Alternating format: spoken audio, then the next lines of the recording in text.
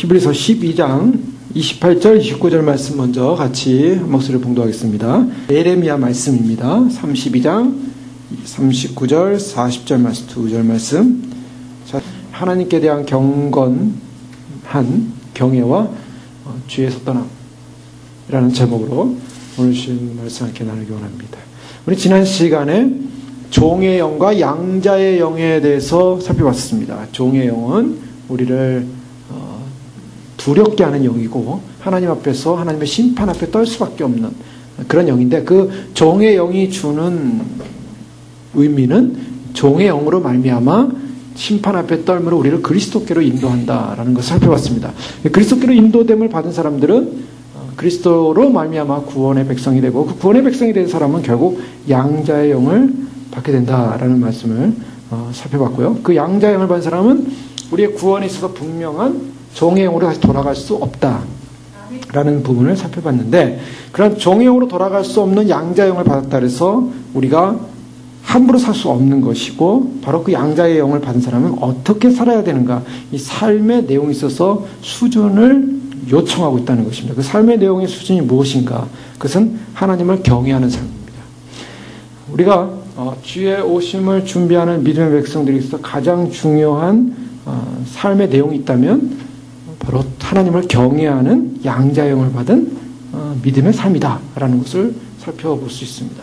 오늘은 하나님께 대한 경건한, 그럼 이 하나님을 경외하는 이 경외가 무엇인가, 어디서부터 출발하고 있는가, 경외가 어떻게 일어나고 있는가, 그 경외의 출발점에 대해서 우리가 함께 살펴보면서, 그 경외가 이루어질 때 결국 그 경외는 죄에서 떠나게 되는 그러한 사건이 우리 가운데 일어난다는 걸 살펴보기를 원합니다.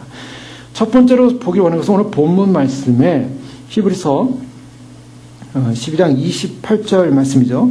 그러므로 우리가 흔들리지 않는 나라를 받았은즉, 진동하지 않는 나라를 받았은즉 은혜를 받자. 이로 말미암아 경건함과 두려움으로 하나님을 기쁘시게 섬길지니 라는 말씀을 하고 있습니다. 히브리 기자는 우리가 하나님을 기쁘시게 섬기기 위한 앞에 그런 내용들이 나오고 있습니다. 하나님을 기쁘시게 섬기는 것이 목적인데요, 하나님의 의로운 백성들, 주님을 사랑하는 주의 신부들의 목적은 하나님을 섬기는 것입니다. 우리가 주님 앞에 갔을 때 우리가 주님 앞에 우리 자신을 자랑하러 나가는 거 아니죠. 우리를 드러내러 나가는 거 아닙니다. 우리가 주님을 섬기러 나가는 것이죠. 우리가 이곳에 모두 주님을 섬기기 위해서 온 것입니다. 주님 앞에서 나를 만족시켜 주세요가 아니죠. 우리는 주님을 섬기기 위해서 왔습니다. 항상 우리의 자세는 하나님을 섬기는 것입니다. 우리의 인생은 하나님을 섬기는 것입니다. 나의 호흡을 통해서, 나의 말을 통해서, 나의 생각을 통해서, 나의 모든 것을 통해서 하나님을 섬기는 것이 우리의 목적입니다.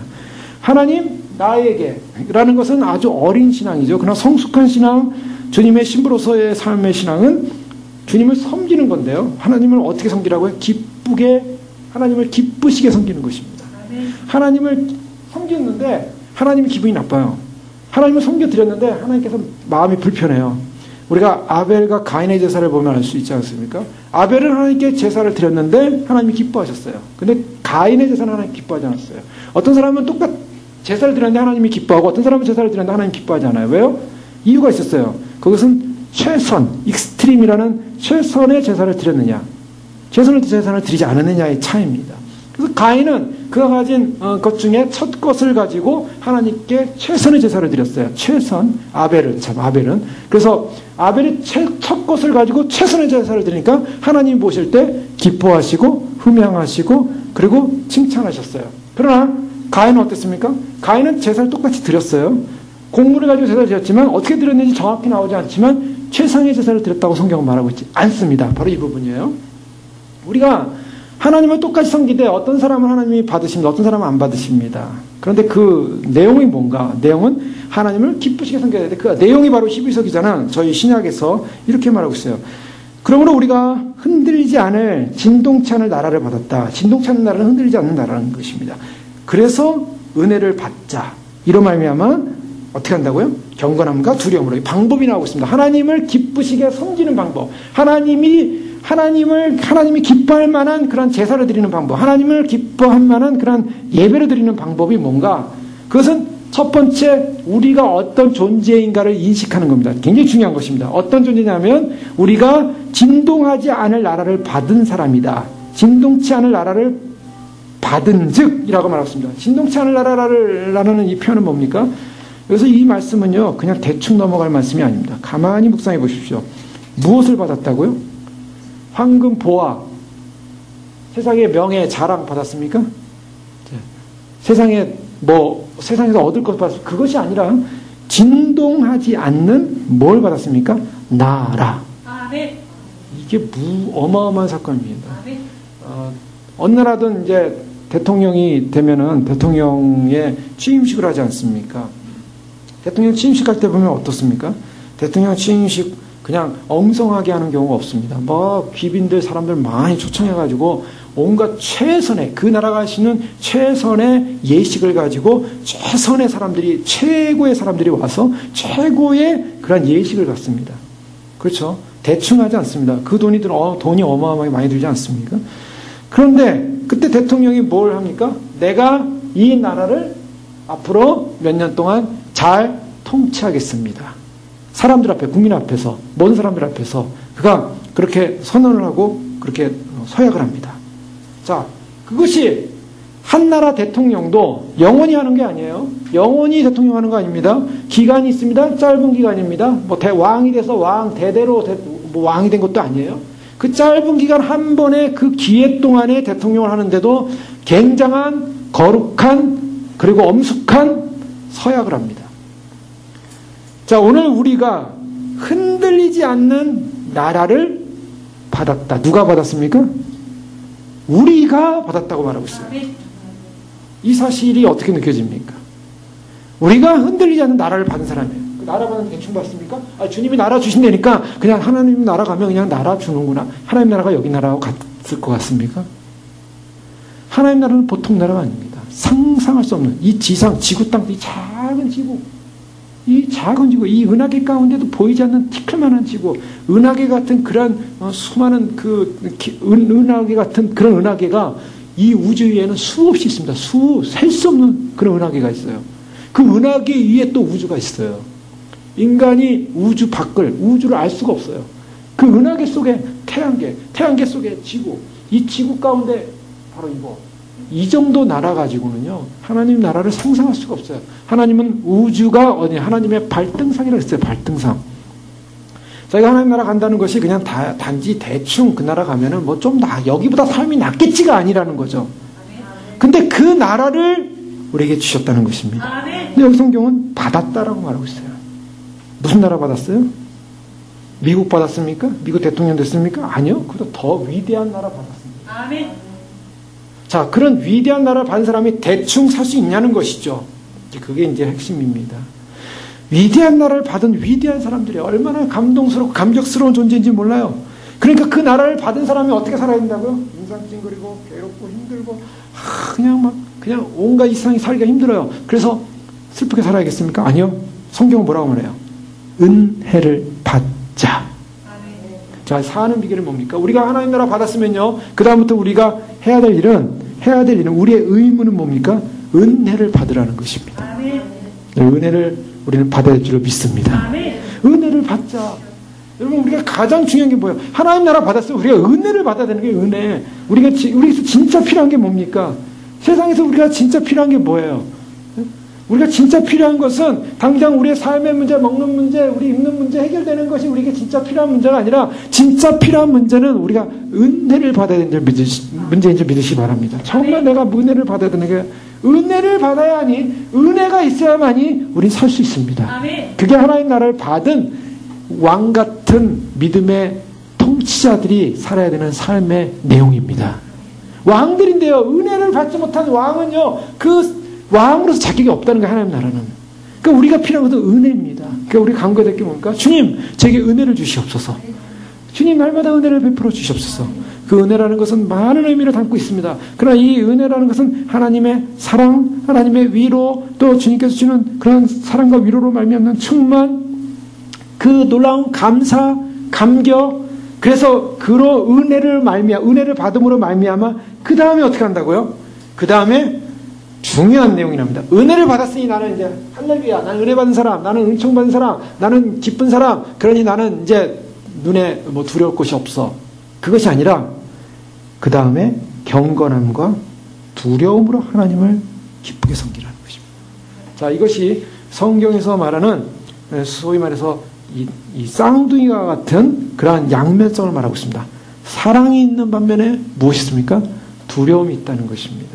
우리가 하나님을 향하여 어떤 마음을 가져야 되냐면 하나님은 사랑이십니다. 그래서 변동하지 않는 하나님의 나라, 그 나라는 그리스도의 나라요, 그 탁월성과 그 최상성에서는 최고인 나라인 것입니다. 그리고 그 나라에 들어갈 권리와 확신을 우리에게 주셨습니다.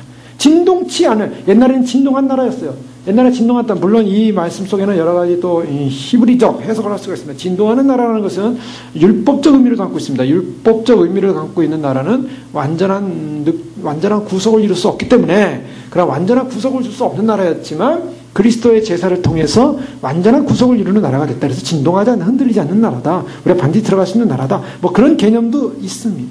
그러나 중요한 것은 그러한 그리스도의 완전한 탁월한 최상의 나라를 우리가 받았기 때문에 이제 그 받은 존재로서 은혜를 받고 은혜를 받은 존재로서 그 다음에 우리의 삶의 모습은 두려움과 거룩함으로 하나님을 기쁘시게 섬기지니라. 자, 지금부터 살펴본 것은 그러면 우리가 하나님의 나라를 받은 존재로서 우리가 하나님을 기쁘시게 섬기는 내용 가운데 무엇이 담겨져 있어야 하냐면 바로 은혜 받은 사람은 반드시 하나님을 경외하고 두려워하고 하나님을 그러한 경건함으로 섬길 수 있어야 한다는 것입니다. 자, 그러면 하나님을 경외한다는 것은 무엇을 주고 있는가? 하나님을 경외한다는 것은 우리에게 축복입니다. 이사야 33장 6절에 보면 여호와를 경외함이 내 보배니라. 여호와를 경외함이 내 보배니라. 자, 여호와를 경외함이 왜 보배일까요? 하나님을 경외한다는 것, 하나님을 경외한다는 것은 우리가 하나님을 두려워하는 개념도 있고 하나님을 높이는 개념도 있고 하나님을 어려워하는 개념입니다. 그런데 하나님을 대한 우리의 태도는 항상 어때야 되냐면 하나님의 그 긍휼과 사랑을 받았지만 하나님을 향해 우리는 경외해야 될 대상이라는 것입니다. 그래서 하나님을 경외하는 것이 우리에게 보배다. 성경은 보배라고 말하고 있습니다. 예레미야 32장 40절에 보면 내가 그들에게 복을 주게 하여 그들을 떠나지 아니하리라 하는 영영한 언약을 그들에게 세우고 나를 경외함을 그들의 마음에 두어 나를 떠나지 않게 하고, 자, 하나님께서 영영한 약속을 준대요. 언약을 준다고 합니다. 언약을 주는데 이 언약을 줌으로 말미암아 나를 경외함을 그들의 마음에 뭘 준다고요? 영영한 자녀로서 약속을 줬습니다. 약속의 자녀를 줬는데 그 약속을 받은 자녀가 되면 그 다음에 그 심장, 그 마음에 뭐가 들어오냐면 하나님을 경외함이 들어옵니다. 하나님을 경외하는 마음을 둬 나를 떠나지 않게 하고. 자, 이것은 뭘 말하냐면 하나님 나라의 상속자는 어떤 존재인가? 하나님 나라의 상속자는 하나님을 경외하는 사람이라는 것입니다. 자, 여호와를 경외함이 내 보배라. 왜요? 그것은 하나님 나라를 상속받기 때문입니다. 이것을요 좀 더 쉽게 반대로 얘기하겠습니다. 그러면 여호와를 경외함이 없다면 어떻게 하겠습니까? 여호와를 경외함이 없다. 여호와를 경외함이 없다면 언약 백성이 아닙니다. 하나님 나라를 상속받지 못합니다. 여호와를 경외함이 없는 사람은 쉽게 얘기해서 천국에 못 간다는 것입니다. 들림, 휴거, 이거는 있을 수도 없는 얘기고요. 여호와를 경외하지 않는 사람은 천국에 못 가고 지옥에 떨어집니다. 이것이 쉬운 말입니다.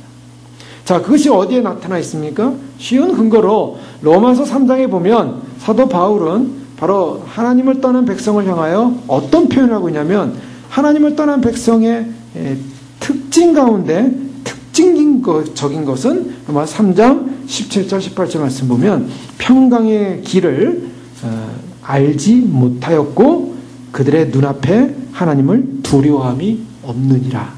이게 무슨 말이냐면 하나님을 떠난 사람은 어떤 특징을 갖고 있냐면 죄 아래에 있는 사람, 깨닫지 못하는 사람, 그리고 정말 멸망받아야 할 사람의 특징은 뭐냐면 그 사람은 그들의 눈앞에 하나님을 두려워함이 없다. 하나님을 경외함이 없다라는 것입니다. 바로 이것이 하나님을 떠난 사람의 특징입니다. 그들의 눈앞에 하나님을 두려워함이 없다. 요한계시록에 보면 요한계시록은 7인의 재앙으로 하나님의 심판이 끝나게 되어 있습니다. 그래서 첫째 인부터 일곱째 인이 떼어지는 과정이 설명되고 있는데, 일곱째 인에 뭐가 떨어집니까? 일곱째 인 안에 뭐가 들어있습니까? 일곱 나팔장이 들어있어요. 일곱째 인이 떼어질 때 그 일곱째 인을 떼니까 그 안에 일곱 나팔의 재앙이 들어있더라는 거예요. 일곱 나팔 중에 일곱 번째 나팔이 부러질 때 그 다음에 오는 재앙이 있어요. 그 다음에 뭐냐면 일곱 대접재앙입니다. 그러니까 일곱 대접은 일곱 나팔 안에 들어가 있고, 일곱 전체 나팔은 일곱 인 안에 들어가 있으니까 일곱 인으로 끝나는 거예요, 전체적으로. 그러니까 일곱 인으로 전체 이제 그 재앙이 끝나는데, 저희가 이제 그 요한계시록 7장에 보면 어린 양과 함께 다니는 구속받은 백성들 가운데 어떤 특징을 말하고 있냐면, 해로 인하여 상함을 받지 않은 백성들이 나온다는데, 해로 인하여 상함을 받지, 해가 뭐니까 선, 더 태양으로 인해서 상함을 받지 않는 사람들이 나온다는 거예요. 더 이상 태양 때문에 상함을 받지 않는 사람들이 이 천국에 올라와서 주님을 따르면서 기뻐한다는 것입니다. 회복이 돼서 몸이. 그런데요, 요한계시록 16장에 보면 대접재앙 가운데 네 번째 재앙이 나옵니다. 네 번째 재앙이 어떤 재앙이냐면 태양 재앙이에요. 요즘도 보면 태양의 흑점이 폭발을 해가지고 그 태양의 흑점 폭발로 인한 그 힘이 지구를 덮칠 때 지구가 불에 탈 수 있다. 근데 지구가 아직 불에 타지 않는 이유는 뭡니까? 수없이 태양은 흑점은 폭발하지만 지구가 타지 않는 이유는 지구의 자기장 때문에, 그 자기장이 보호를 하고 있어요, 지구를. 그러니까 태양의 태양의 태양 흑점 폭발의 그 레이가 결국 지구를 침투하지 못하기 때문에 그걸 벗어납니다. 벗어나면서 막 비치는 것이 오로라라는 거죠. 그래서 남극과 북극에서 오로라 가 확 보이는 건데, 그거는 이 태양의 그 엄청난 힘이 지구를 침투하지 못하게 막는 과정에서 있는 스파크예요. 그런데 그것이 지구의 자기장이 없어지면 지구 속으로 침투합니다. 근데 자기장이 없어지는 이유는 뭡니까? 그것은 지구는 안에서 지금 불덩어리가 돌고 있습니다. 불덩어리가 돌고 있고 지구 자체도 자전하고 있어요. 불덩어리 같지 않아서 마그마가 돌고 있기 때문에 마그마로 인한 자장이 형성되고 있어요. 그런데 그 마그마가 돌지 않으면, 멈추면은 자장이 사라지는 거예요. 자장이 사라지는 순간 태양의 그러한 레이가 영향을 줘서 지구는 불바다가 됩니다. 그래서 그런 걸 나타내는 영화들이 많이 나왔죠. 뭐 노잉이라는 영화도 나왔고 뭐 그런 영화들이 나왔는데요. 어쨌든 근데 그것이 요한계시록 16장에 나오는 사건이 앞으로 이제 환란 시대에 일어날 사건이에요. 불로 태워지는 사건. 16장 9절에 보니까 사람들이 크게 태움에 태워진지라라고 말하고 있어요. 이게 무슨 말일까? 사람들이 태양의 불 때문에 타서 죽는 거예요. 그게 그 요한계시록 대접재앙, 네 번째 대접재앙 중에 하나입니다. 이 재앙들을 행하는 권세를 가지신 하나님이 재앙을 행하는데 태양에 의해서 결국 태워진다. 그 요한계시록에 나오는 재앙들이 앞으로 환란 시대에 나올 재앙들의 모든 것이다라고 보시면 안 됩니다. 환란 시대에 이 요한계시록에 표현되지 않은 수많은 재앙들이 있어요. 지금 주님께서 마지막 때 마태복음 24장에 예언한 마지막 때 여러 재앙들을 얘기하는데요. 오늘날 일어나는 사람들이 갖는 뭐 질병들, 그럼 여러 가지 어려움들, 이런 것들을 보면요, 그 크게 얘기를 했지만은 사실 세세한 것들 다 얘기하지 않으셨어요. 근데 환란기에 딱 들어가면 우리가 상상할 수 없는 질병, 상상할 수 없는 병들, 상상할 수 없는 일들이 일어납니다. 상상을 할 수 없는 거예요, 이거는. 하나님이 심판하시는 이 심판은 무서운 심판입니다. 하나님의 진노의 심판이 시작되면 인간은 그 심판을 거절할 수가 없어요. 그런데 이 태양에 의해서 다 태워지는데 몽땅 태워지진 않았죠. 사람들이 그 가운데 좀 산 사람들이 있었어요.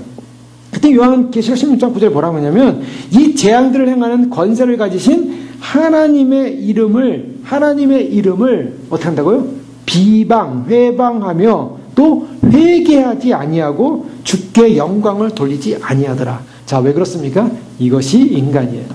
자, 인간, 요한계시록에 나오는 인간들의 특성은 뭐냐면 결국 저주받은 인생이라는 거예요.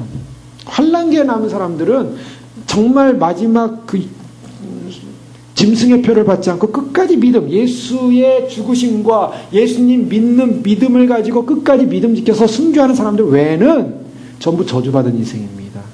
그래서 그 사람들은 어떤 사람이냐면, 하나님이 심판을 왜 하시는가? 왜 불바다에 다 바로 집어넣지 않았습니까? 왜 불바다에 바로 넣어서 바로 거기서 그냥 지옥불에서 그냥 바로 다 녹여버리지 않을까요? 하나님이 왜 7년 환란이라는 시간을 주실까요? 그것은 남아있는 사람, 아직 하나님을 모르는 사람에게 기회를 주는 겁니다. 기회를 주는 거예요. 돌아오라. 성경에 그걸 표현하고 있어요. 재앙이 임했는데요, 하나님의 이름을 비방하고 그리고 그 하나님을 앞에 회개하지 않고 주께 영광을 돌리지 아니하더라. 이거 뭘 말하고 있어요? 반대로 얘기하면 하나님께서 재앙을 주면서 기대하는 거 보니까 인간들로 하여금 제발 무릎 꿇어라. 제발 회개하라. 제발 하나님께 영광을 돌려라. 그러니까 심판을 당하는 재앙을 당하는 사람들도 어떻게 하라고요? 하나님께 영광을 돌리라는 것입니다. 하나님께서 그걸 원하세요. 그런데 인간들은 그렇게 안 해요. 또 다섯 번째 재앙으로 오면요. 짐승의 그 왕자, 짐승의 자리에 그 대접 재앙을 뿌리니까 사람이 아파서 자기 혀를 깨문다 그랬어요. 그러니까 이것은 원인은 뭐를 말하냐면 그 어떤 몸 안에 문제가 생겨요. 내가 아프고 또 여러 가지 그 자연재해로 인한 종기가 생기고 그 몸 안에 여러 가지 그 종기로 말미암아 막 너무 아프니까 혀를 깨문다 그랬어요. 너무 아파서 혀를 깨무니까 하늘의 하나님을 비방하고 그들의 행위를 회개하지 아니하더라. 자, 이것이 바로 대접재앙 가운데 나타나는 사건들이에요. 그런데 가만히 보십시오. 왜 이들은 회개하지 않는가? 왜 이들은 하나님의 이름을 비방하는가? 하나님을 두려움이 없기 때문입니다. 자, 하나님을 두려움이 없는 사람들은 어떤 사람입니까? 하나님을 두려워하지 않는 사람들은 쉽게 얘기하면 하나님에 대한 하나님으로부터 오는 은혜를 받지 못한 사람들이에요. 이게 가장 결정적인 것입니다. 히브리서에 왜 우리가 은혜가 필요하냐면 우리가 은혜를 받아야 하나님을 경건함과 두려움으로 섬길 수 있다는 거예요. 우리가 은혜가 사라지면 하나님을 경건함과 두려움으로 섬기지 않습니다. 하나님을 경외하지 않는다는 거예요. 은혜가 사라지게 되면 하나님에 대한 두려움이 사라집니다. 그래서 세상 사람들은 어떻게 합니까? 세상 사람들은 하나님께 무릎 꿇어야 되고 하나님을 경배해야 될 인간이 하나님을 향하여 오히려 손가락질하고 하나님을 향하여 대적하고 그리고 하나님을 섬겨야 할 인생이 하나님이여 나를 섬기라고 합니다. 이것이 은혜가 떠난 사람의 특징이에요. 세상 사람들은 세상이 만들어낸 신은 누구를 위한 신입니까? 나를 위한 신이에요. 인간을 위한 신이에요. 그러나 우리가 믿는 하나님은 우리가 하나님을 위한 존재라는 거예요. 그런데 오늘날 기독교가 하나님을 위한 백성이요 하나님을 대한 그러한 신앙이 되었음에도 불구하고 오늘날 기독교는 인간을 위한 신앙이 되어버렸어요. 인간을 편하게 해달라는 거예요. 인간을 좋게 해달라는 거예요. 나를 편하게 하고 나를 내가 만족시켜야 되고 내가 만족되어져야만이 나는 기쁘다라는 식으로 모든 관심이 그렇게 가기 시작했어요. 그래서 설교도요 말씀도요 나를 편하게 해주십시오입니다. 우리는 그런 거 없습니다. 나가 아니라 내가 아니라 우리는 하나님 앞에 무릎 꿇을 뿐입니다. 하나님을 섬길 뿐입니다. 자, 그것이 손해일까요? 그것이 나쁜 것일까요? 아니요. 그것이 은혜 받은 자의 모습입니다. 은혜를 받게 되면 우리는 하나님을 섬기게 돼 있어요. 하나님을 경외함으로 섬깁니다. 하나님을 두려움으로 섬깁니다.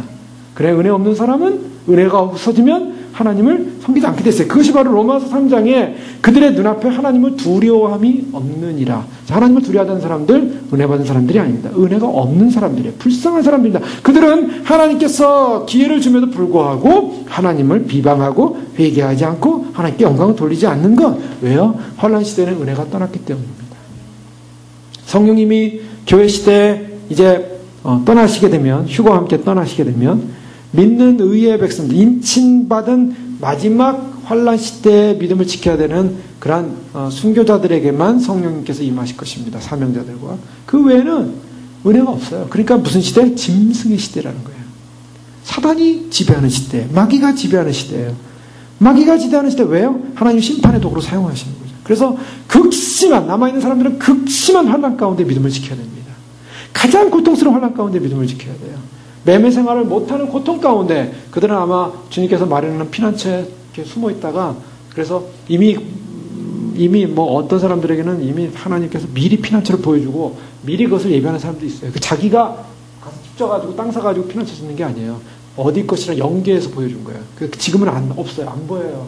그런데 그런 일이 가능할까요? 왜냐하면 천지가 막 뒤흔들릴 거거든요. 지진을 하고 난리가 나고 그래서 보이지 않는 피난처가 열리고 그런 곳을 하나님께 인도하실 겁니다. 그곳에서 숨어 있다가 나중에 시간이 되면 순교하러 나와야 돼요.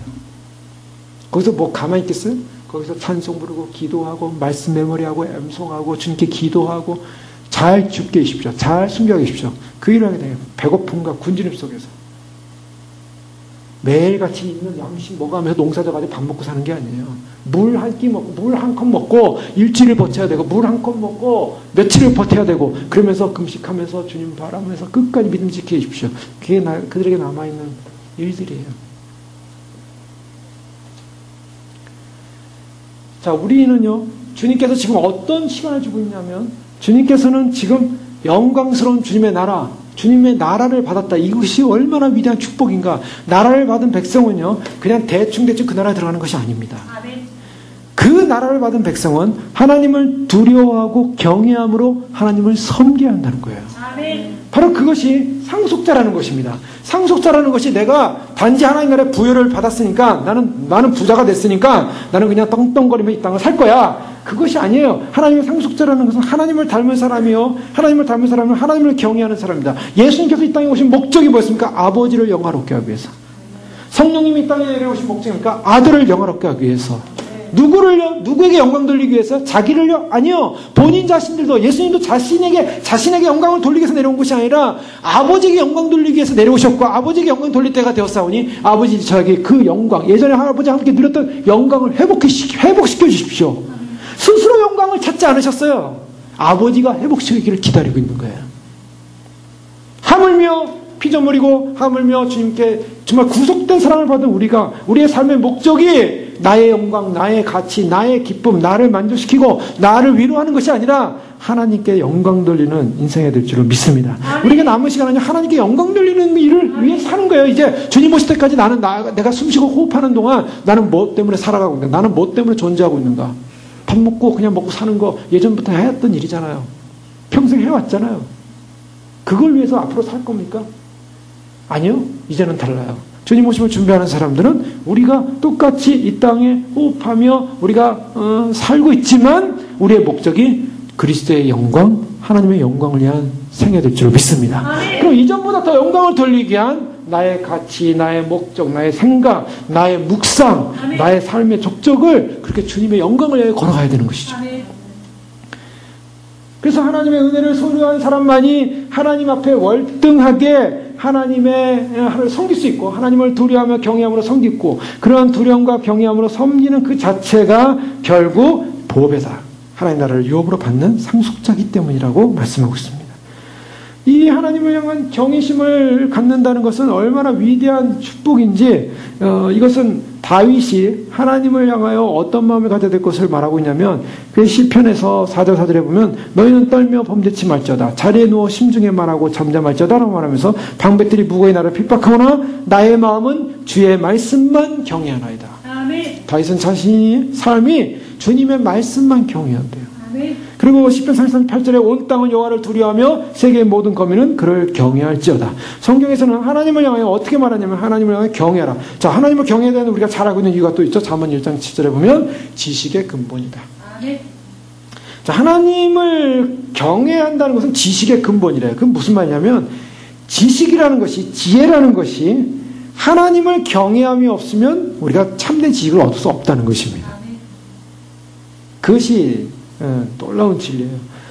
하나님을 경외. 아인슈타인이 머리가 제일 좋았죠. 이 땅 지구 역사상 아마 아인슈타인이 제일 머리가 좋았다고 얘기할 거예요. 사람들이. 천재였습니다. 그런 상대성 이론만이 아니라 제 4차원의 세계. 그 다음에 이 우주, 우리가 보이지 않는 시공간, 소위 말해서 시공간 이동에 관한 논리. 그 다음에 타임머신을 타고 우리가 과거로 갔다 현재로 갔다 할 수 있는 그런 수학적 계산들. 그런 이론들을 내세운 사람이에요. 감히 우리가 상상할 수 없는 그것을 우리는 상상하지만 그 사람은 수학적 계산으로 그걸 풀려고 했던 사람이고 그게 상대성 이론으로 말미암아 결국에는 이제 어마어마한 그 폭탄을 만들 수 있는 핵융합을 만들 수 있는 그런 이론이 나오고 있지 않습니까?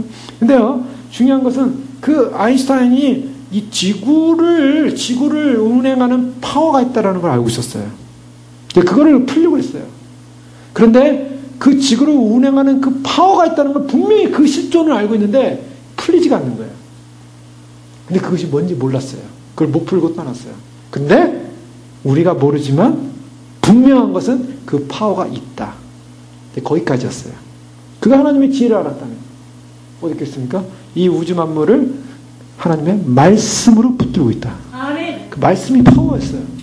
자, 우리는 하나님을 아니까, 하나님을 경외하니까, 하나님의 말씀을 아니까 그 원리를 아는 거예요. 근데 수학자, 과학자들은 자기의 수학적, 과학적 이론을 가지고 증명해 보려고 하죠. 그러나 증명할 수 없는 일들이 많아요. 주일날 제가 말씀드리겠습니다. 증명할 수 없는 일이 많은 거예요. 증명할 수 없지만 사실이에요. 하나님을 경외함이 지혜와 지식의 근본이다. 즉 우리가 참된 지식이라는 것이 무엇인가? 지식은요, 사실은 세상 잡다한 이론을 아는 것이 지식이 아닙니다. 그것은 참된 지식이란 하나님을 경외함이에요. 참된 지식이란 하나님을 아는 것입니다. 하나님을 아는 것이 지식이에요. 그게 지혜예요. 그래서 사람들이요, 내가 세상에서 공부를 많이 했다고 해서 지식이 있다. 물론 많은 세상적 지식을 좀 가질 수는 있겠죠.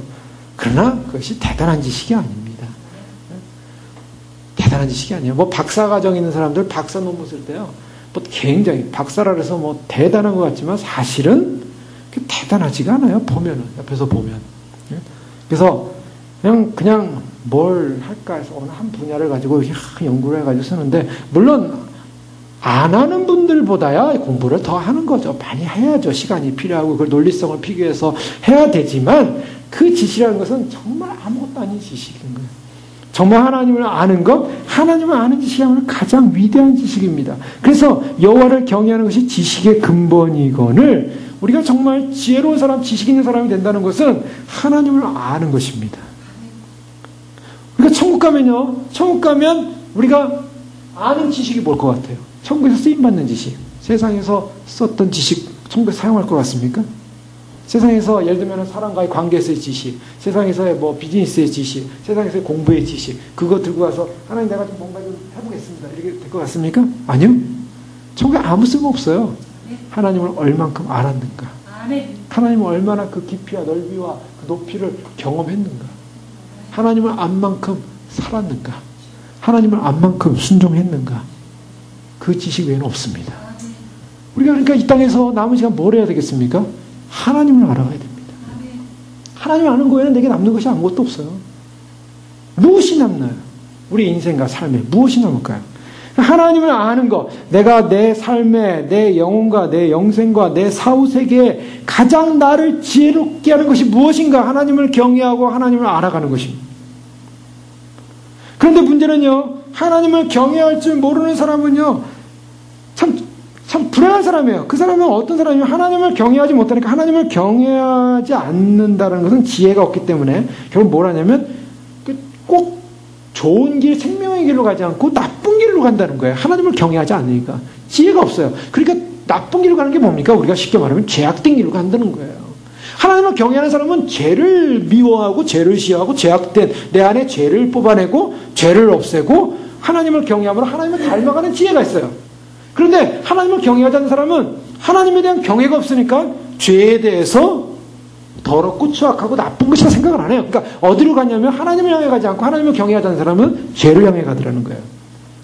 그래서 죄와 허영이 어리석은 자들이 즐겨 먹는 것으로서 육체의 유욕을 추구하는 그런 모습. 그래서 잠언 1장 7절에는 여호와를 경외하는 것이 지식의 근본이거늘 미련한 자는 지혜와 훈계를 멸시하느니라.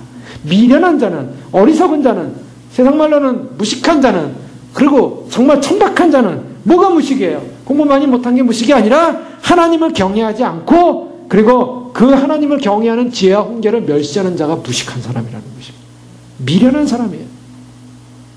그러니까 우리가 정말 중요한 것은 하나님을 배워야 되고 알아야 됩니다. 그런데 하나님을 경외하지 않으면요, 어떤 사람은 하나님을 경외하지 않으므로 항상 배우나 진리의 지식에 이르지 못하는 사람들이 또 있어요. 왜 그렇습니까? 진리와 지식의 근본은 하나님을 경외함이라고 했어요. 근데 배워도, 지식을 배워도, 그것을 들어도 그것을 깨닫지 못함의 이유가 뭐예요? 하나님을 경외하지 않기 때문입니다. 그럼 누구를 경외합니까? 하나님을 경외하지 않으면 인간은 자기가 뭔가 경외하는 대상이 있어요. 그것이 우상이라는 것입니다. 그래서 경외하는 것을 배우는 경향이 있어요. 그래서 돈을 경외하면요, 하나님이 경외하자고 돈을 경외하면 돈을 어떻게 볼까? 명예를 경외하면요, 명예를 어떻게 얻을까? 자기가 경외하는 것에 관심을 갖게 돼 있어요. 진정한 하나님을 경외함으로 지식을 얻지 못하고 자기가 경외하는 것을 향하여 가기 시작할 때 그것이 뭡니까? 그것이 죄라는 거예요. 하나님을 경외하게 되면 하나님이 기뻐하지 않는 것, 죄에 대해서 미워하고 혐오하고 증오하고 대항하고 그 죄를 싸워서 이기기를 기도하고 죄에 대해서 경계하고 그것을 이기기 위해서 몸부림치는 삶을 살게 돼 있습니다. 그런데 하나님을 경외하지 않게 되면 그 죄가 죄로 여기지 않아요. 그래서 자기가 그것을 경외하는 쪽으로 가게 돼 있어요. 잠언은 여호와를 경외하는 그 생명의 샘이다. 사망의 그물에서 벗어났느니라. 잠언 14장 27절에 말하고 있습니다. 그래서 우리의 모든 활동과 모든 행동과 모든 것이 하나님을 경외하게 될 때 우리 안에 뭐가 흐르냐면 생명이 흐르는 것입니다. 생명. 자, 만물은요, 하나님이 지은 이 세상은 어떤 자연 질서에 움직인 대로 움직이게 돼 있습니다. 즉, 물건이 이렇게 중간에 떠 있으면 이 물건은 어디로 가고 싶어 합니까? 자꾸 땅으로 떨어지고 싶어 하는 거예요. 그것이 어떤 흐름이에요. 물은 높은 곳에서 낮은 곳에 자꾸 흐르려고 해요. 흐릅니다.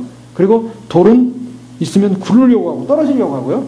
태양은 어떻게 보면 계속 자기 폭발을 해서 하나님이 자가 폭발을 통해서 빛을 비추게 돼 있어요. 그래서 태양은 스스로 막 폭발하고 싶어 해요.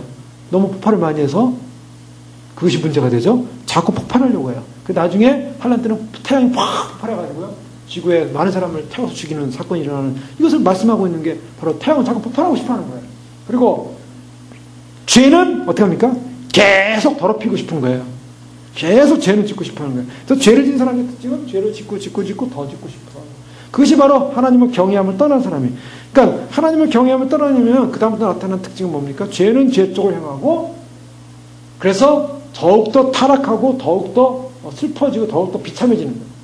그런데 하나님을 경외하게 되면 어떻습니까? 하나님을 경외하는 것은 어느 쪽으로 성향이 움직입니까? 하나님을 경외하는 것은 나의 생명을 살리는 쪽으로 성향이 움직인다는 거예요. 그러니까 하나님을 경외한다는 것은요, 나를 어떻게 하냐면, 나를 어느 쪽으로 인도합니까? 사망의 그물로 자꾸 나를 갖다 이끄는 것이 아니라, 사망의 그물로부터 나를 자꾸 바깥으로 나와서 생명의 길로 인도하는 것인 줄 믿으시기 바랍니다. 하나님을 경외하는 것이 바로 그것이에요. 하나님을 경외하면 생명의 샘이다. 하나님을 경외해야만이, 하나님을 두려워야만이 내가 사는 거예요. 하나님을 우습게 여기다가는 죽습니다. 그 자꾸 죽는 길로 가는 거야.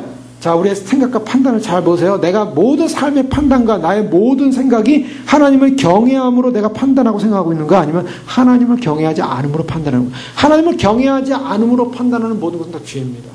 그런데 하나님을 경외함으로 판단하는 것은 다 하나님 앞에 거룩과 경건과 아름다움이에요. 근데 이 하나님을 경외하면요, 그냥 되어지는 게 아니에요. 겸손할 때 하나님을 경외하게 되어 있습니다. 우리의 마음이 교만하면요, 그것은 하나님의 주권에 대한 신뢰가 없기 때문에 무시해버려요. 근데 하나님을 경외하는 사람은 어떻습니까? 하나님을 경외한다는 것은 하나님으로부터 온 것임을 알고 하나님의 음성인 줄 알고 하나님의 말씀인 줄 알고 겸손하게 무릎 꿇는 것입니다. 자, 인간이 하나님의 그 영적인 그 질서 앞에 하나님을 경외하게 될 때 어떤 사건이 일어나냐면 우리의 삶에 무질서한 신앙, 그리고 산만한 신앙, 행동이나 말이나 이 모든 것이 산만하고 질서가 없고 정리가 안 되고 자기중심적이고 그래서 온통 혼란스러운 것이 정리가 되기 시작합니다. 하나님을 경외하기 시작할 때.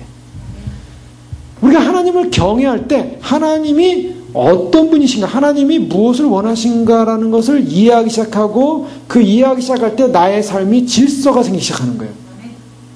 질서를 잃어버리는 것은 하나님을 경외함 없이 다른 무엇인가 내가 다른 것을 쫓는 경외함으로 빠졌기 때문에 질서를 잃어버리는 것입니다. 그래서 하나님을 경외함이 우리의 삶에서 진정 하나님께서 주는 영적인 질서 안에서 평강을 누리는 비결인 줄 믿으시기 바랍니다. 하나님이 주시는 영적인 평강. 자, 그러면 좀 더 자세히 살펴보고 싶은 것은 이러한 하나님을 경외하는 두려움은 어디서부터 또 시작되는가? 아까 은혜를 받음으로 말미암아 결국 경건함과 두려워지게 되는데요. 그 은혜를 받는 사람을 우리는 구체로 뭐라고 합니까? 은혜는 어디서부터 옵니까?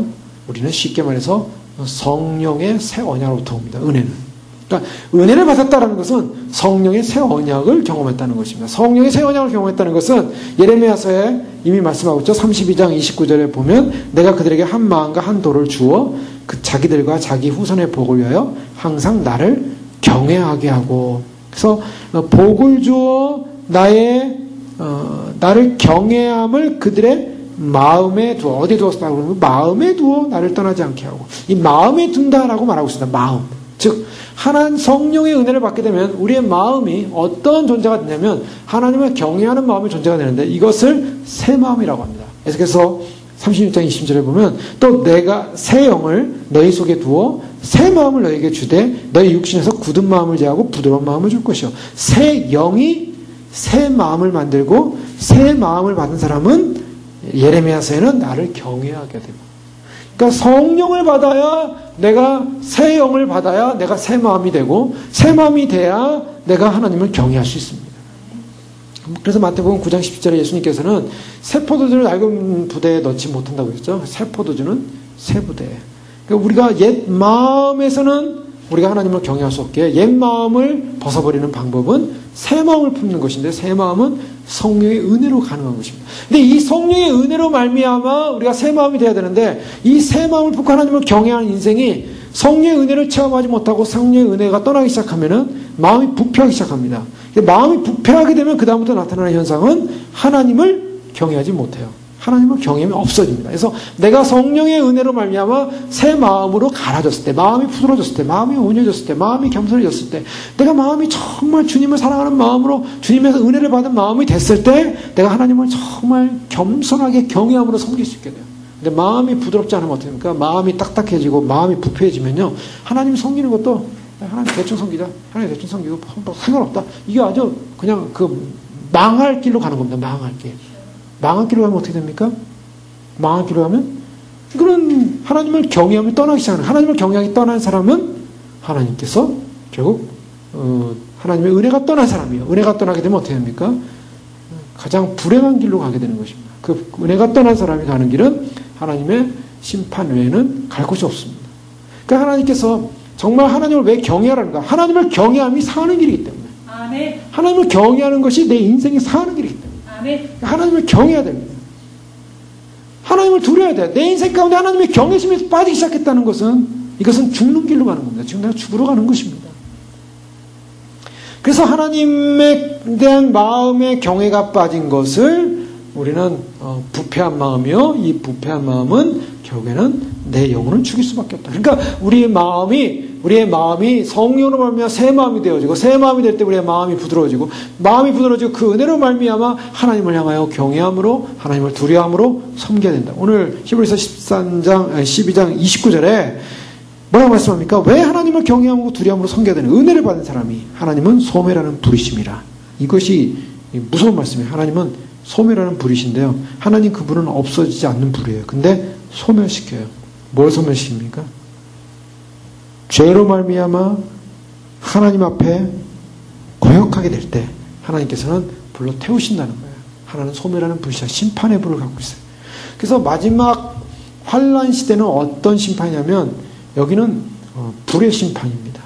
불이 오죠. 그래서 두 증인이 하늘에부터 불을 떨어뜨리고요. 또 태양의 불로 사람을 태우기도 하고요. 그래서 이 불의 심판이 오는 거예요. 그리고 베드로는 마지막 때 불로 태우게 하여 이 지구를 간수한 바 됐다. 불로 다 태울 것입니다. 그 불로 태울 것이 천년왕국 전에 불로 태워서 다시 재정립을 할 것인지 아니면 천년왕국 후에 다 불로 태워서 없어질 것인지 그 종말론적 시점은 정확하진 않지만 천년왕국 들어가기 전에 이 지구에 남은 이 쓰레기 같은 것을 다 태울 것으로 보여져요. 그렇지 않습니까?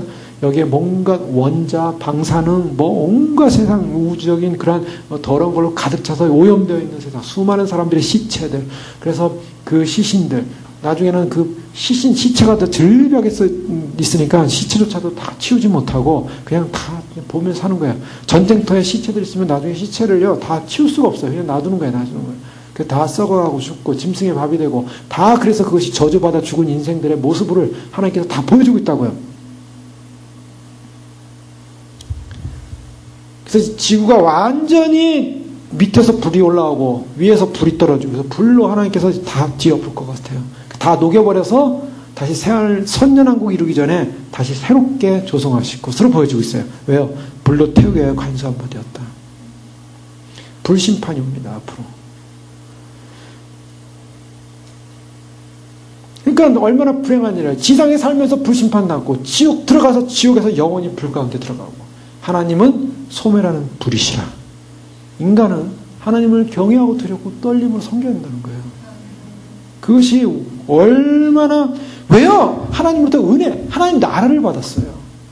그런 백성들은요, 하나님을 알기 때문에, 하나님을 이렇게 섬기할 대상을 알기 때문이에요. 그러나 저 불에 들어간 사람들은 하나님을 경외할 대상으로 보지 않는 거예요. 하나님을 경외할 대상으로 생각하지 않아요. 그러니까 하나님을 맘대로 되고, 맘대로 하나님을 무시해야 되고, 맘대로 자기 길 가고, 하나님의 존재에 대해서 인식하지 않고, 또 성경에서 말하는 경외심은 어디서부터 나냐면 말씀에 대한 깊은 이해와 강조로부터 나옵니다.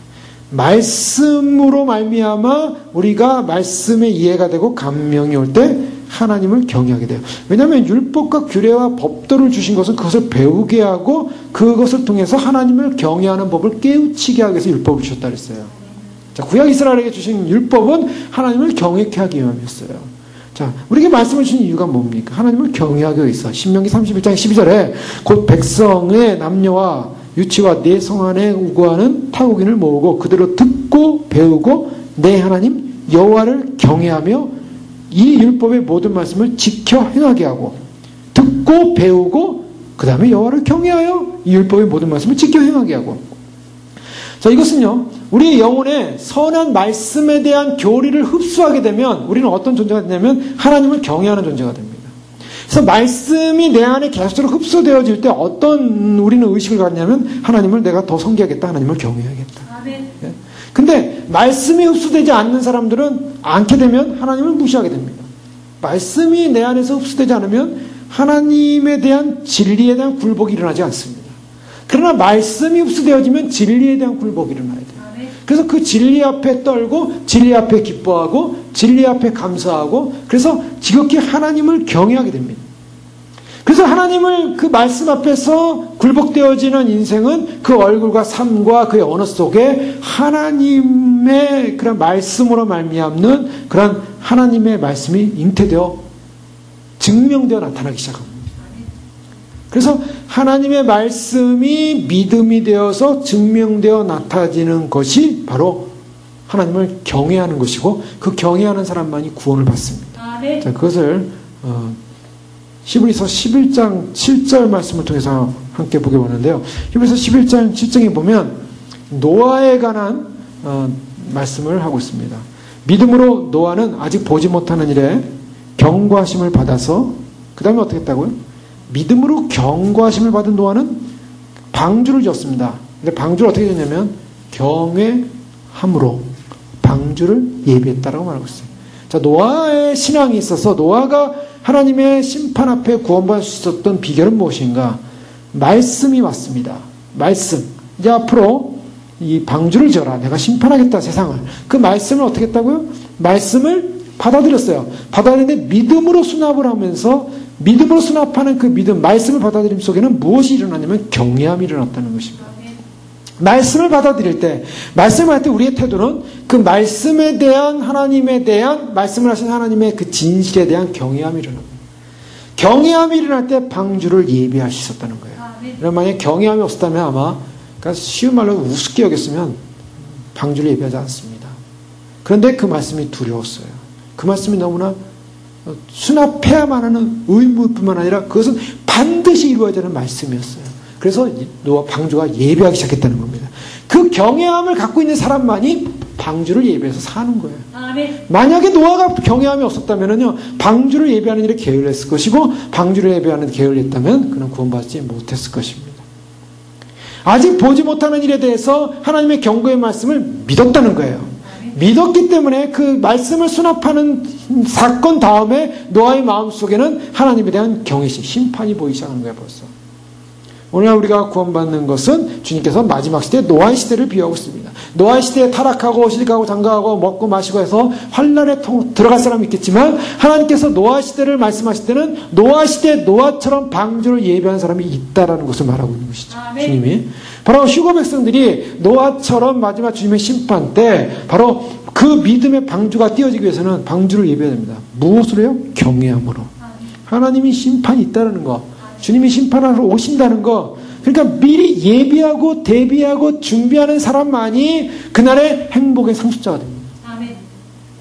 언약을 이루는 언약 백성이 되는 거예요. 결국 뭐냐? 하나님을 경외함이 없으면은 구원이 없다라는 것입니다. 하나님을 경외하지 않고서는 심판에서 구원받을 길이 없다는 것입니다. 하나님을 경외하는 사람, 경외하지 않는데요. 구원을 받았어요. 웃기는 얘기죠. 하나님을 경외하지 않고서 심판을 받게 되면 하나님을 얼마나 경외할 뿐인가를 심판에서 심판을 당함으로 영원히 깨닫게 하십니다. 하나님을 얼마나 경외할 뿐인지를 지옥불에서 아주 그 지옥의 가장 무서운 지옥에서 무적행 중에 가장 무서운 무적행에서 하나님을 얼마나 경외할 뿐인가를 영원토록 뼈저리게 느끼게 만드는 거예요. 그때는 소용이 없어요. 내가 진작 살았을 때 하나님을 경외하고 내가 진작 살았을 때 마귀에 대한 믿음이 있는 사람은 마귀에 대한 두려움을 갖습니다. 귀신에 대한 두려워하는 사람은 귀신에 대한 귀신이 있을까 두려워하죠. 죽음에 대한 두려움인 사람은 죽음 앞에 두려워합니다. 죽음에 대한 믿음 있는 사람은 또 뭐 세상에 대한 믿음 있는 사람은 세상 앞에 두려워해요. 우리는요 우리의 경외가 어디에 있었냐면 하나님 말씀 앞에 그 말씀을 믿고 그 말씀을 수납했을 때 우리가 그 말씀대로 이루어질 것이라는 하나님의 약속에 대한 경외심을 가지고 우리가 그 노아가 방주를 예배하듯이 그날을 예배할 줄을 믿습니다. 아멘. 주님이 오시는 날은요 휴거가 어떤 분은 휴거에 대해서 뭐 휴거가 이때냐 막 이렇게 논쟁들을 많이 해요. 그 아무 의미 없습니다. 휴거는 주님께서 반드시 이렇게 약속입니다. 그런데 이 주님께서 이방 교회 시대가 끝날 때 반드시 주님은 교회 시대를 끝내면서 데살로니가 후서에서 약속하신 대로 성령님을 거둬갈 때 휴거는 반드시 일어납니다. 아멘. 일어나서 휴거가 일어나게 되면요 사람들은 그제서야 이제 깨닫게 될 거예요. 그제서야 하나님의 심판이 얼마나 두려운 것인가, 하나님의 은혜가 얼마나 위대한 것인가, 하나님의 은혜가 얼마나 위대하고 그것을 놓친 그 인생이 얼마나 불행한 것인가. 사단이 지금 다 사람들을 막 미혹시켜가지고 흐려놓는 거예요. 막 혼란시키는 거예요. 그래서 정말 휴거를 소망하지 못하게 하고 휴거를 기다리지 못하게 하고 그래서 휴거를 갈망하지 못하게 하고 휴거를 아주 우습게 만들어요. 우습게. 그래서 쉬운 것이다. 아무것도 아니다. 그렇게 자꾸 그 사람들로 하여금 휴거를 준비하지 못하게 하는 거죠. 그럼 휴거 준비하면 뭐 할 겁니까? 휴거 준비하면 뭐 할 거예요? 세상에서 어떻게 하면 더 버텨볼까를 생각해야죠. 그때부터 뭐 합니까? 세상에서 어떻게 더 버텨볼까? 그럼 뭡니까? 주님을 기다립니까? 세상에서 어떻게 먹고 살할 거를 생각합니까? 벌써 관점이 확 달라져 버리는 거예요. 관점이 달라져요. 그래서 내가 주님을 기다리고 주님을 소망하는 삶으로 살 것인가? 아니면 세상에 남을 것인가? 세상에 얼마 동안 남을게요? 얼마 동안 얼마나 누리게 해요? 주님은요, 주님 오심을 날마다 소망하고 기다리고 갈망하는 믿음의 백성들을 사랑하는 줄 믿으시기 바랍니다. 아멘. 그냥 볼 거 없어요. 주님이 누구 사랑하겠어요? 주님인데요. 나를 안 기다리고 세상에서 어떻게 하면 잘 먹고 버텨볼까를 기다리겠습니까? 주님 오세요. 주님 기다립니다. 사랑합니다를 사랑하시겠어요? 누구를 사랑했어요? 주님이 보실 때 누구를 사랑하겠냐고요? 그냥 주님께 사랑받을 소망을 가지시기 바랍니다. 아멘. 주님께 사랑받을 소망이 다른 걸 떠나서 주님께 사랑받을 소망, 주님이 기뻐할 소망. 주님은 곧 오시고 약속하시고 말씀하시고 역사의 시간은 다가오고 있습니다. 그러나 그 역사의 시간은요 2번 기회가 있는 시간이 아니에요. 한 번 놓치면 끝이에요. 그러니까 그 기회를 놓치지 않기 위해서 주님이 깨어있으라. 그 긴장감을 주는 이유, 그 긴장감이 물론 하나님을 경외함으로 우리를 긴장하지만 그 긴장감은 무슨 긴장이라 했습니까? 창조적 긴장이라 했습니다. 기대하는 거예요.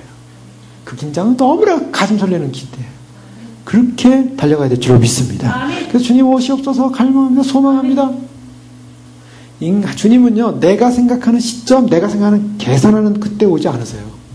인간이 만들어놓은 계산 시점에 오지 않습니다. 아무도 몰라요. 아무도 예상치 못해요. 근데 오세요.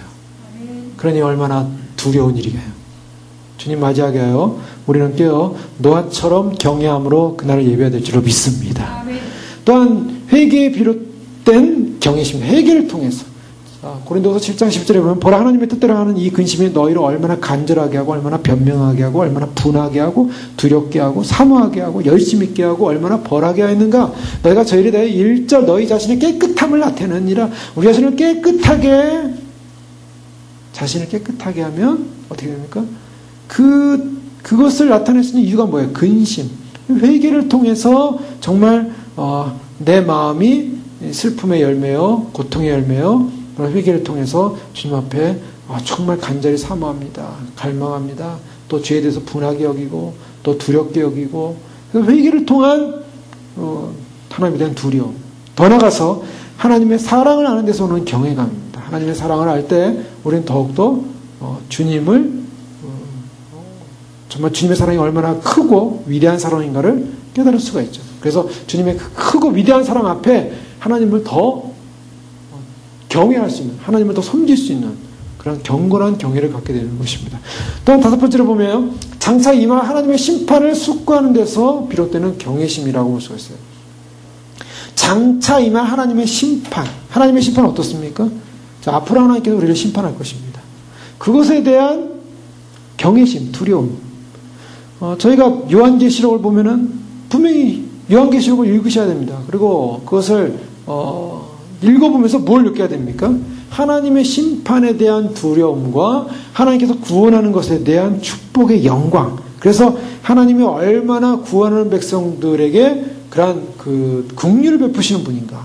하나님을 경외케 함이 있습니다. 그래서 심판 가운데서 정말 순교를 통해서 구원받은 사람이 있고 그 전에 휴거를 통해서 하나님께 영광을 돌리고 신부가 먼저 올라가고 그 다음에 이제 친구를 목숨을 버린다는 이보다 더 큰 사랑은 없나니. 친구의 개념이에요. 목숨을 버린 사람들은. 그래서 사실은 뭐 반열로 보면 우리가 성경상 나오는 그런 개념으로 보면 신부는 휴거자입니다. 순교자를 신부라고 하진 않아요. 그러면 그들은 명칭 순교자이지만 예수님께서 그랬어요. 친구로 의 목숨을 버린 사람보다 더 큰 사랑이 없다. 그러니까 순교자도 굉장한 친구의 반역, 예수님의 친구로서 예수님 나의 친구다 이렇게 말하고 있죠. 천국에 가면 아마 예수님과 함께 궁에 사는 신부 궁이 있고요. 그 다음에 친구들이 있는 그런 반열의 그런 모습들이 있겠고 또 여러 그런 모습들이 있을 거예요. 우리는 지금 천국을 다 알 수 없어요. 그러나 천국에는 질서이기 때문에 그 질서의 체제와 계급과 그 다음에 그 영광에 따라 다 다른 직분을 갖게 될 것입니다. 그런데요, 그러한 정말 하나님 앞에서 그런 앞으로 올 그런 장래 심판을 두려워하는 것. 그 요한계시를 읽으면서 우리는 그걸 두려워하게 됩니다. 하나님 이렇게 심판하실 것이구나. 이렇게 심판하실 것이구나. 장래 심판에 대한 두려움과 그 심판을 주시할 때 우리가 얼마나 하나님을 경외해야 될 대상으로 여겨야 되구나. 하나님을 그냥 쉽게 여기시면 안 된다는 거예요. 시편 119편 120절에 내 육체가 주를 두려움으로 떨며 또 내가 주의 판단을 두려워하나이다. 하나님을 두려워한다는 하나님의 판단이 무서운 것입니다. 그리고 우리가 처음 깨어났을 때, 처음 깨달았을 때 하나님에 대한 그런 경외심, 하나님에 대한 경외심을 잊지 말아야만 합니다. 많은 사람들이 처음에는 신앙이 뜨거웠다가 나중에 가면 점점 신앙이 식는 그런 경우를 볼 수 있어요. 근데 그럴 때마다 우리는 어떻게 해야 됩니까? 우리가 처음 깨어났을 때 그 경외감을 놓쳐서는 안 돼요. 하나님에 대한 경외감. 그래서 하나님께서 신명기 4장 9절에 보면 오직 너희는 스스로 상가며 내 마음을 힘써 지키라. 두렵건대 내가 그 목도한 일을 잊어버릴까 하노라.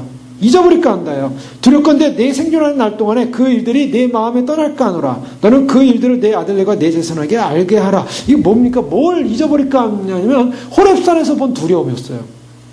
호렙산에서 신명기 4장 10절에 보면 내가 호렙산에서 내 하나님 여호와 앞에 섰던 날에 여호와께서 내게 이르시기를 나를 위하여 백성을 모으라. 내가 그들에게 내 말을 들려서 그들로 세상에 사는 날 동안 나 경외함을 배우게 하며. 자, 신명기에서 이스라엘 백성들을 호렙산에 모아가지고 하나님께서 모세를 통하여 알려주고자 했던 것은 뭐냐면 내가 그들로 세상에 사는 날 동안 누구를 어떻게 하라고요? 하나님을 경외하는 것을 배우게 한다. 우리가 뭘 배워야만 하겠습니까? 이 땅을 살면서 하나님 경외하는 것을 배우는 것입니다. 하나님을 경외하는 것이 지식의 근본이에요. 하나님을 경외하는 것이면, 하나님을 경외하려면요, 우리는 하나님을 알아야만 합니다. 아멘. 하나님 그분이 어떤 분인가, 어떻게 경외할 대상인가, 어떤 분이시길래 우리가 경외해야 되는가, 우리는 하나님 다 알 수는 없습니다.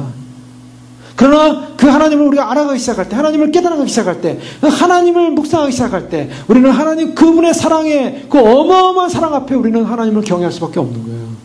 하나님의 그 어마어마한 창조의 능력 앞에 경외할 수밖에 없는 거예요. 하나님의 그 엄청난 우리를 다 감찰하시고 하나님이 만물을 감찰하신다 그랬어요. 그래서 열왕기상 8장 40절에 보면 주만 홀로 인생의 마음을 다 아심이라. 인생의 마음을 아시는 분은 하나님이 다 아세요. 주님께서도요, 누가복음 16장 15절에 예수께서 이르시되 너희는 사람 앞에서 스스로 옳다 하는 자이나 너희 마음을 하나님께서 아시나니. 너희는 사람들 앞에 옳다 하나 하나님이 너희 마음을 안다는 게 너희 마음. 그 하나님이 우리 마음을 아시는 하나님 앞에 우리는 하나님을 경외할 수밖에 없는 거예요. 그래서 천국 간증하는 분들 많이 들어보면 그렇잖아요. 천국에 딱 갔더니 내 마음속에 무슨 생각을 하는지 하나님이 쫙 아시는 거예요. 얼마나 하나님이 우리의 마음, 우리의 폐부 속을 다 아신다고 말씀하고 있지 않습니까? 하나님의 그 전지하심, 하나님이 그 아시는 것, 그 하나님을 우리가 경외함, 하나님을 더욱 알아가고 하나님을 더 배워가고. 하나님 나라 가면 우리가 해야 될 일이 뭐겠습니까? 하나님 나라 가면 맨날 놀러만 다니겠어요?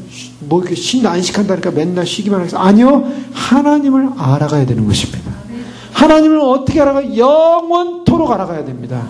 지옥 간 사람들은 하나님을 영원토록 고통을 당하면서 하나님을 경외할 대상이라는 걸, 뼈가 부서지고 몸이 갈라지면서 하나님을 경외할 대상이라는 것을 고통 가운데 알겠지만, 천국 간 백성들은 기뻐함으로 하나님을 알아가는 기쁨 속에 예배하고 경배하고 찬양하고 하나님을 알아가는 영광 가운데 서게 될 줄 믿습니다. 아멘. 그 하나님을 알아갈수록 지식이 어떻게 돼요?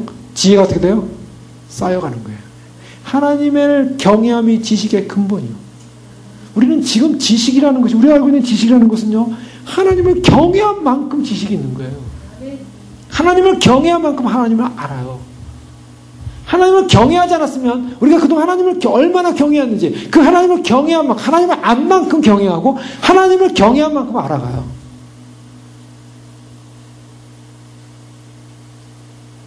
하나님은 영원토록 스스로 자존하시면서 그 영광의 빛 가운데 계실 텐데 하나님의 얼굴을 아무도 본 사람이 없어요. 그분의 그 사랑, 공의, 그 온전하심, 그 완벽하심. 그러나 하나님은 사랑이시라. 이해할 수가 없어요. 그러나 그 하나님을 알아갈 때 그 하나님은 어떤 분이신가? 나라는 존재가 단지 나는 육체 있고 살고 있고, 하나님은 저분, 하나님은 저 높은 분, 나는 인간, 나는 그냥 육체, 나와 하나님과의 관계는 하나님은 나를 구원하실 분, 내가 천국 가서 그냥 어느 변두리에서나 어디 집 하나 얻어가지고 살면 되는 존재가 아니라, 하나님과 나와의 관계는 친밀한 관계입니다. 아버지와 아들의 관계예요. 생명의 관계예요. 내 하나님을 알아가고 하나님을 경외하고 하나님을 존중히 여기고 하나님을 사랑하되 하나님의 사랑을 받았을 때 하나님을 경외하는 마음, 또 하나님의 주신 기도의 응답, 우리가 기도하고 간구할 때 그 기도의 응답을 해서 하나님을 경외할 수밖에 없습니다. 하나님의 공의로운 심판 앞에 우리는 또한 경외할 수밖에 없습니다. 자, 이것은 바로 히브리서 12장 28절에 우리가 은혜를 받은 사람으로, 주님의 사랑을 받은 사람으로 우리가 하나님을 경건함과 두려움으로 섬길 때 하나님을 기쁘시게 섬길 수 있는 근거가 되는 것입니다. 우리가 이런 하나님의 경외함을 갖게 될 때, 하나님을 경외하는 그 감격 속에 빠져 들어갈 때, 우리가 그 하나님의 경외함 앞에서, 하나님의 이 주시는 이런 놀라운 근거 앞에서 하나님을 알아가는 신앙이 될 때, 우리는 우리가 가지고 있는 심히 만물보다 거짓되고 부패한 것이 우리의 마음이라. 우리 안에 있는 부패한 우리의 죄성, 옛사람, 옛마음, 옛 거짓, 바로 그것을 버리게 될 줄로 믿습니다. 아멘. 우리는 그런 쪽을 향해 가는 것이 아니라 하나님을 경외함으로 우리 죄는 떨어져 나가게 될 줄로 믿습니다. 아멘. 그래서 우리가 하나님을 경외하는 신앙으로, 주님, 그 경외하려면 어떻게 한다고요? 그 나라를 받았으니 은혜를 받자. 하나님 은혜를 간구합니다. 우리에게 이미 주신 은혜지만 우리가 그 은혜를 놓치지 않고 은혜를 충만하게 유지하기 원합니다. 이미 주님이 우리에게 약속해 주셨어요. 상속자로, 양자의 영으로. 게다가요, 마지막 시대 주님 오심을 준비하는 영광스러운 휴거의 복음을 알려주셨어요. 이게 믿어진다는 것이 기적 중에 기적인 줄 믿으시기 바랍니다. 이거 알려줘도 못 믿잖아요, 사람들. 도대체 그게 열리지가 않아요. 눈이 열리지가 않아요. 들리지가 않아요. 딴 세상에 있어요. 그런데 이게 믿어진다는 거예요. 그러니 이것만큼 위대한 축복은 없습니다. 이 축복을 주셨어요. 그러니 우리에게 주신 건 우리가 놓치지 않고 주님 주신 휴거의 은혜 받았으니 그날을 경외함으로 우리가 예비함으로 그날의 상속자, 행복한 상속자, 행복자가 되시는 저 여러분 되시길 주 이름으로 축원합니다. 기도하겠습니다. 이 시간 기도할 때 그렇습니다. 우리는 휴거를 놓칠 수 없어요. 이것은 정말